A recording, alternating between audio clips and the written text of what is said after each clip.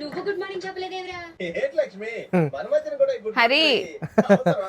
ఏం Pavani chicken బిర్యానీయో mutton బిర్యానీయో చేయొచ్చు కదా. ఎప్పుడు చికెన్ బిర్యానీ మటన్ బిర్యానీ ఏంటి కానీ నువ్వు అడిగావు కాబట్టి నీ కోసం మంచి పలావ్ చేసి పెడతాను సరేనా, కానీ ఒక కండిషన్. ఏంటది? నువ్వు మరి దాంట్లోకి చికెన్ కర్రీయో మటన్ కర్రీయో ఏదో ఒకటి చేసి పెట్టవా? చికెన్ కర్రీ మటన్ కర్రీ చేయలేనులే గానీ స్పెషల్ గా చికెన్ ఫ్రై చేసేసాను. అయితే ఓకే. పావనిది నాది ఒప్పందం ప్రకారం ఇక మనం అయితే వంట మొదలెట్టామండి. పలావ్ అయితే మామూలుగా ఉండదు చూసుకోండి. మరి ముందు మిల్ మేకర్ ని ఉడకబెట్టేసి నీళ్లు పిండేసి పక్కన పెట్టేసి పొయ్యి మీద బిర్యానీ హండి పెట్టి నూనె నెయ్యేసి వేడైన తర్వాత పలావ్ సరుకులతో పాటు ఉల్లిపాయలు పచ్చిమిర్చి కరివేపాకేసి మంచి రంగు వచ్చిన తర్వాత అల్లం వెల్లుల్లిపాయ పేస్ట్ తో పాటు మసాలా ముద్ద కూడా వేసుకొని వేగనిచ్చి మసాలా కామెంట్స్ లో ఉంది చెక్ చేయండి. తర్వాత టమాటా ముక్కలతో పాటు ఉంటే జీడిపప్పు వేసి టమాటా మెత్తగా మగ్గిన తర్వాత మనం ఇందాక పక్కన పెట్టిన మిల్ మేకర్ తో పాటు క్యారెట్ బంగాళదుంప కొత్తిమీర పుదీనా వేసుకొని మొత్తం అంతా మగ్గబెట్టుకోవాలి బాగా. కూరగాయలు మగ్గే గ్యాప్ లో గ్లాసు బియ్యానికి 2 గ్లాసులు చొప్పున ఎసరు కూడా మరిగించుకోవాలండి. ఎసరు మరిగే గ్యాప్ లో మీరు ఏం చేస్తారంటే ఉడికిన కూరగాయ ముక్కల్లో బియ్యం వేసుకొని అడిగి నుంచి మసాలా అంతా కలిసేలాగా బాగా కలపండి. చిన్న మంట మీద 2 నిమిషాలు ఇలా వేయించే లోపు పక్కన పెట్టిన ఎసరు కూడా మరిగిపోద్దండి. మొత్తం తిరగేసేయండి దీంట్లో. ఇప్పుడు మన పలావ్ టేస్ట్ కి సరిపడగా ఉప్పేసి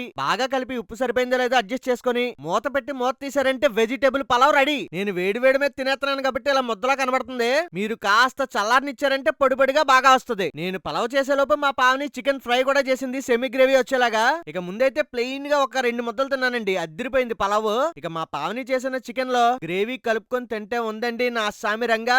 ఏముందండి ఈ కాంబినేషన్. అసలు ఈ కాంబినేషన్ ముందు రెస్టారెంట్ అసలు పనిచేయదండి. ఇంట్లో వంటలు ఎంత బాగా కుదిరినా సరే ఏ వారానికో 10 రోజులకు ఒకసారి ఇంట్లో వాళ్ళకి రిలాక్స్ ఇచ్చి రెస్టారెంట్ కి తీసుకెళ్తే ఆ ఫీలింగ్ వేరు, అంతే కదా. మరి ఈ వీడియో మీకు నచ్చింది అనుకోండి, లైక్ సబ్స్క్రైబ్ మర్చిపోకండి.